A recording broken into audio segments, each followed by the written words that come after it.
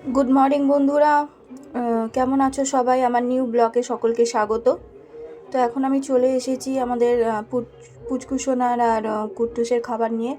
তো এই যে এখন মর্নিং 7টা বাজে।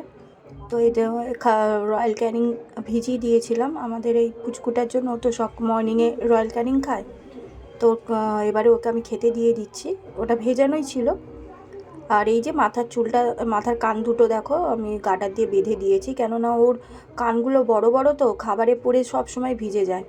ওই জন্য আমি যখন খাই হালকা করে আমাদের মাথার একটা গার্ডার নিয়ে ওকে বেঁধে দিই। ওর খেতেও সুবিধা হয় আর মাথার কানগুলোও ভিজে যায় না। তো ওকে খাবার দিয়ে দিয়েছি আগে, তারপরে ওর খাওয়া হয়ে গেলে দেবো কুট্টুসকে খাবারটা। তো কুট্টুস তো এই রয়্যাল ক্যানিং ফ্যানিং এইসব ডগ ফুড এইসব খায় না, ও ঘরোয়া খাবার খায়। তো এই যে ওর খাবার শেষ হয়ে গেছে, এবারে দেব কুট্টুসকে। তো কুট্টুসের জন্য ওর বিস্কুট আমি ভিজিয়ে রেখেছিলাম, এই যে এবার এই বিস্কুটটা নিয়ে আমি কুট্টুসকে খাওয়াতে যাব। তো দেখি কুট্টুস এখন কি করছে।